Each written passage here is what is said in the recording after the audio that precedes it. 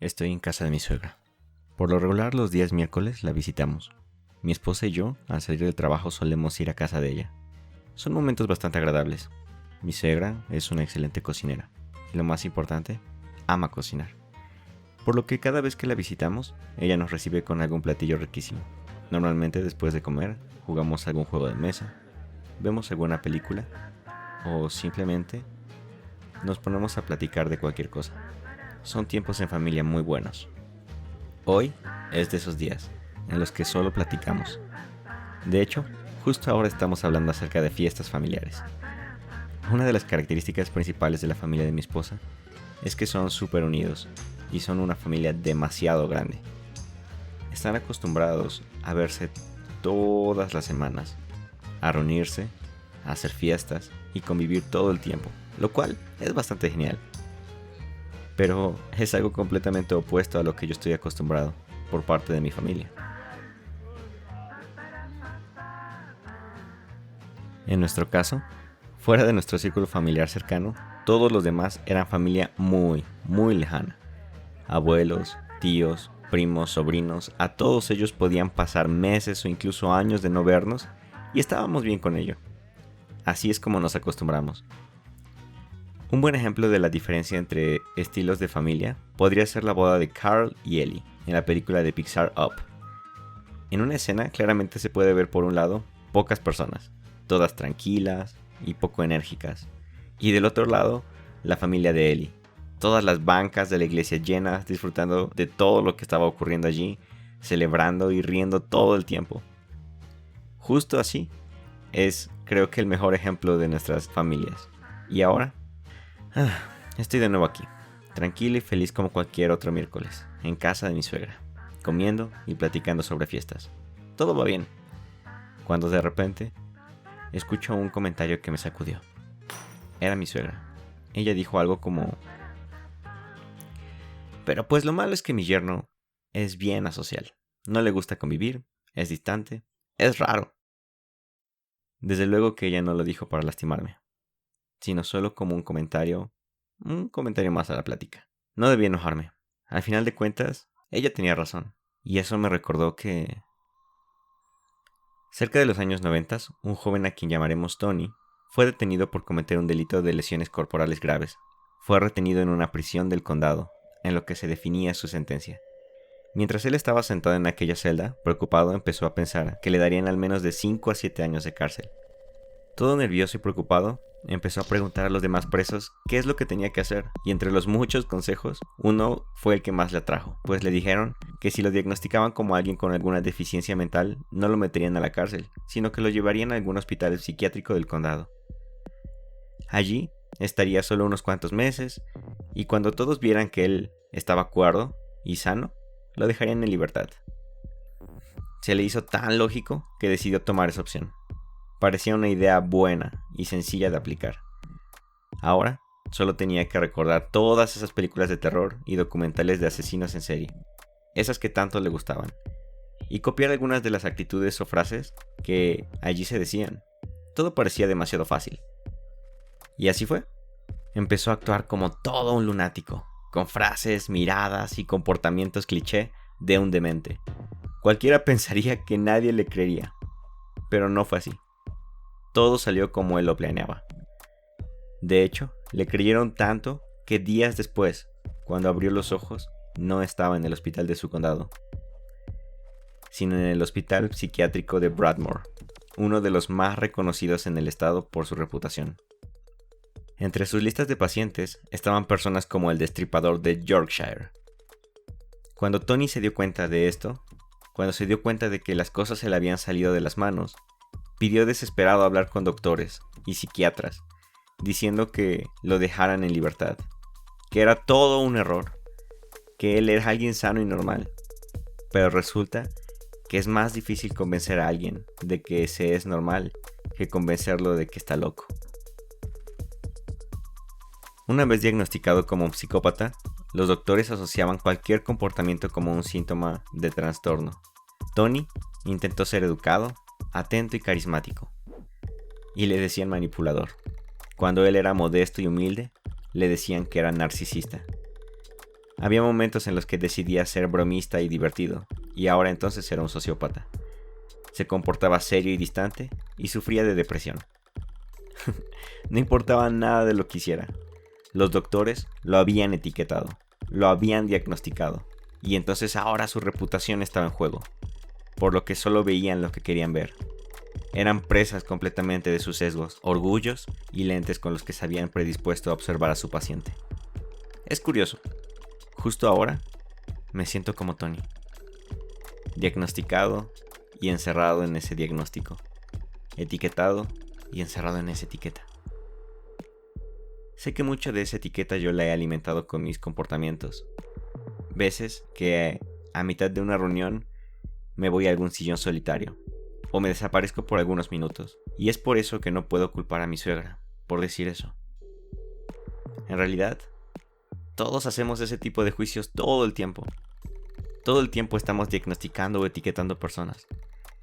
Etiquetas tan inocentes como: es que él es el chistoso, o él es muy tímido, es raro. O por otro lado, etiquetas más lastimosas como: eres apático, egoísta, o machista, el rebelde, el callado, etc. Incluso, uno de los principales peligros que tiene el enneagrama es que se vuelve nuestra máquina de etiquetado. Así, tal cual como en las tiendas. Vamos producto por producto poniéndoles etiquetas. Tú eres 6, tú eres 3, tú eres 2, tú eres 8, etc. Y se vuelve nuestro pasatiempo favorito.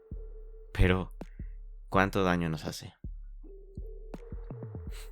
Y no es que el enneagrama o cualquier test de personalidad, los diagnósticos o incluso las etiquetas per se sean malas. No lo son. Las necesitamos. Pues nos ayudan a sintetizar años de investigación, conocimiento, cultura, historia y un montón de cosas más. Si no, imagínense que la palabra diabético no existiera. ¿Cuánto tiempo tardarían los doctores en explicarnos qué es de lo que padecemos? ¿Sí? Necesitamos las etiquetas. De todos los tipos. Pero muy pocas veces reflexionamos el daño que nos causan. Las etiquetas son como una espada de doble filo. Pueden llegar a ser casi como un mal diagnóstico clínico. Al igual que a Tony, nos pueden llevar a estar encerrados físicamente, moral o anímicamente también. En otros casos, mucho peores, puede incluso terminar en la muerte. En la noche del 13 de diciembre del año 2006, en la ciudad de Boston, una niña de 4 años con resfriado y llena de energía llega a la habitación de sus padres, diciéndoles que desea jugar, que no se duerman, que pasen más tiempo con ella. Sus papás, agotados de su larga jornada de trabajo y deberes del hogar, tratan de calmarla y pedirle que por favor ya se duerma, que se duerma con ellos, pero que se duerma. Cualquier intento fallaba. Ella tenía demasiada energía. Después de algunas horas, los padres convienen que es hora de administrarle los medicamentos que le recetó su pediatra. Uno para el resfriado y sus antipsicóticos también. Semanas antes, la habían diagnosticado con trastorno bipolar infantil. A la mañana siguiente, cuando los padres fueron a despertarla, entraron en crisis al ver que su hija había fallecido. La autopsia reveló que la niña sufría una sobredosis y su cuerpo no resistió más. Los papás se habían acostumbrado a administrarle los antipsicóticos cada vez que ella parecía estar muy inquieta. Parecía lo mejor, la mejor opción. Ambos padres fueron condenados por asesinato. En una entrevista, la madre mencionó que quizás ella no tenía trastorno bipolar. Quizás solo era una niña normal, con mucha energía para su edad.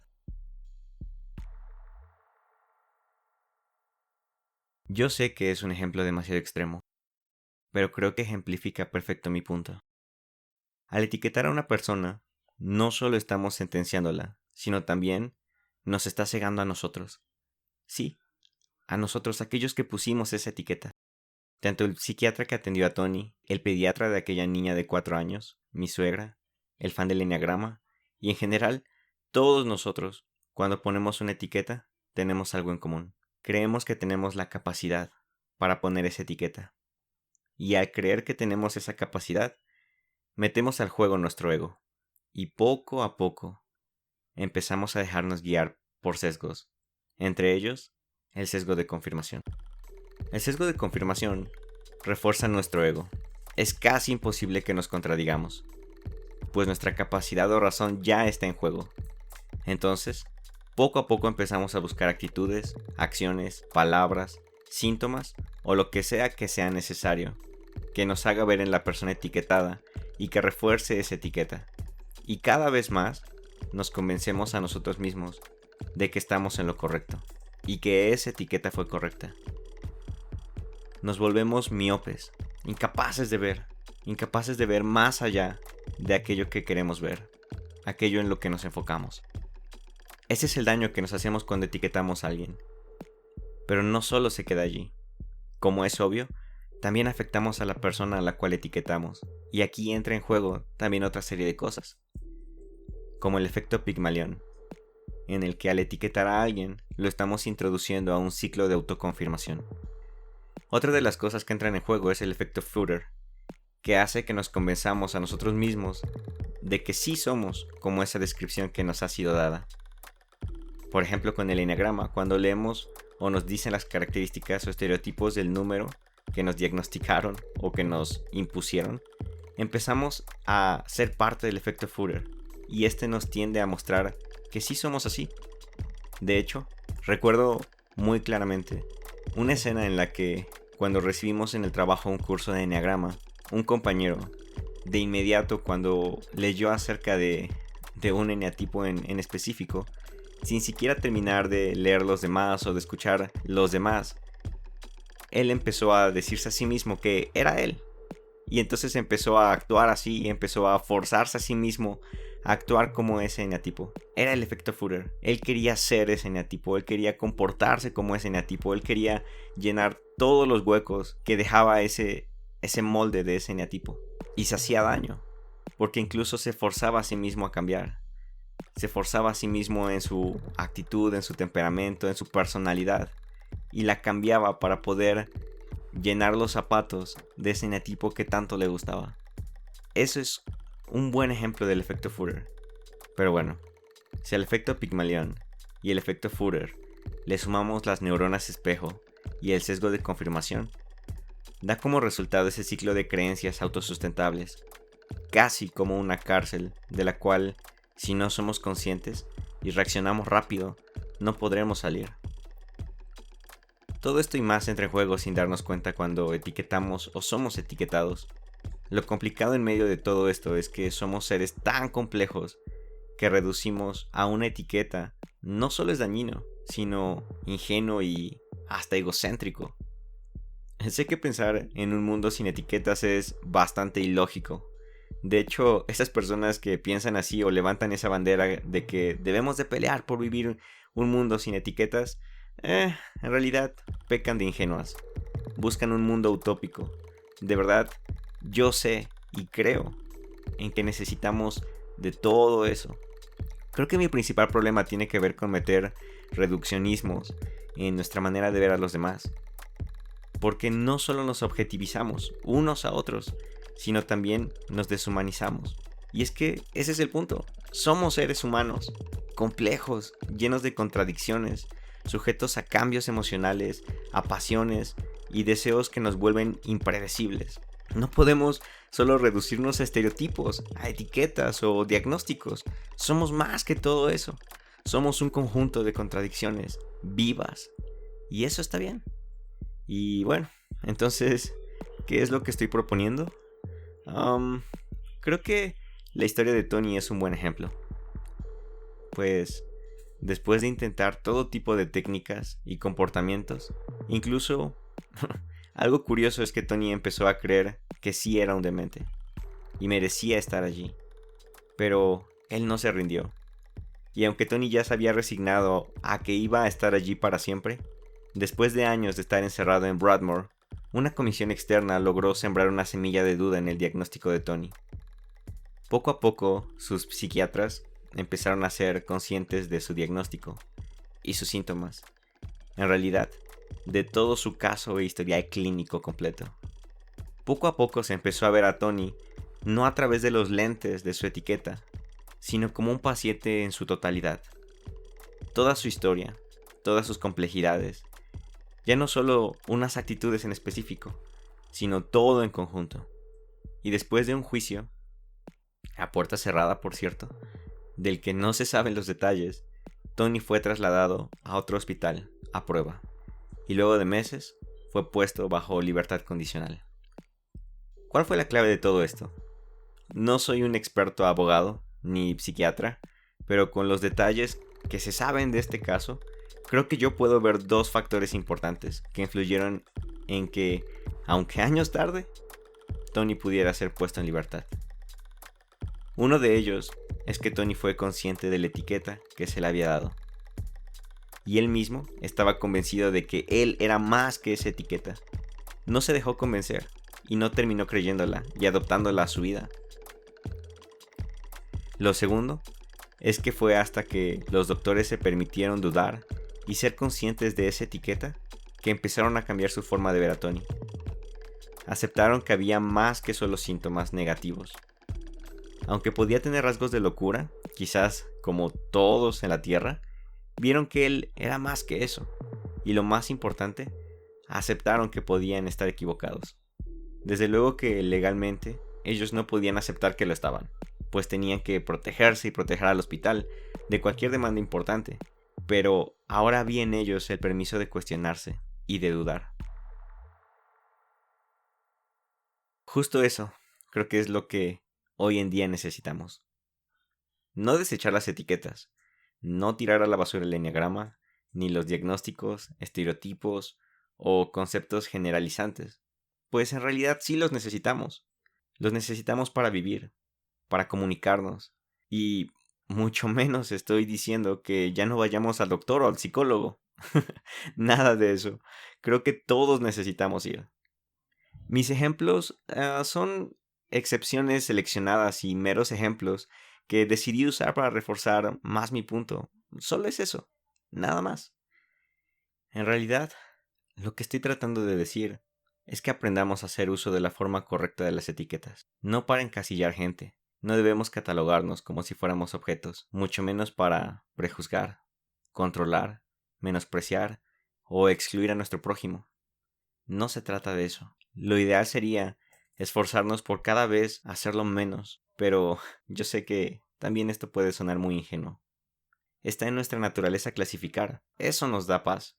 Creo entonces que si llegamos a usar etiquetas, porque las vamos a usar, las vamos a seguir usando, podrían entonces ser como un punto de partida para practicar la empatía, la inclusión y el amor. Así es como deberíamos esforzarnos en usarlas. También, por el otro lado, si hemos o estamos siendo etiquetados, algunas veces sin la intención de lastimarnos, y a lo mejor otras lo hacen con todo el dolo posible, debemos hacernos conscientes de ellas, desde las etiquetas más inocentes, como flojo, raro, asocial, o tal o cual eneatipo, sea cual sea, o a lo mejor las más extremas, como religioso, ateo, cristiano, pobre, prieto, progre, izquierda, derecha, etcétera, lo que sea, cual sea que sea la etiqueta. Necesitamos ser conscientes de también cuánto nosotros mismos nos las hemos creído y cuánto las hemos adoptado. Cuántas de estas ya nos están influyendo, encarcelando y caricaturizando. Necesitamos ser conscientes de ellas y usarlas para impulsarnos a mejorar como herramientas, o simplemente para recordarnos que aunque puedan tener verdades, aunque a lo mejor sí puedan hablar un poco de quiénes somos, necesitamos saber que somos más que eso. Somos más complejos, somos contradictorios, somos humanos. Entonces, al final de cuentas, mi suegra tenía razón. Sí soy algo asocial. A veces me gusta aislarme y tener mi espacio. Me gusta vivir en mi mente. Pero soy más que eso. También disfruto de las fiestas. También disfruto de los juegos, las pláticas, el ruido, las carcajadas, la compañía. Amo a mi familia. Soy más que esa caricatura inocente que se ha formado de mí. Entonces, justo cuando mi suegra está diciendo eso de mí, la interrumpo con amabilidad y digo en voz alta y juguetona: Bueno, sí soy algo raro, pero también disfruto mucho estar con todos ustedes y reírnos juntos. Se ríen y alguien dice, sí es cierto, el Rick es chido y sabe cotorrear. Suspiro y me digo a mí mismo, es hora de salir de esta cárcel. Dios con ustedes.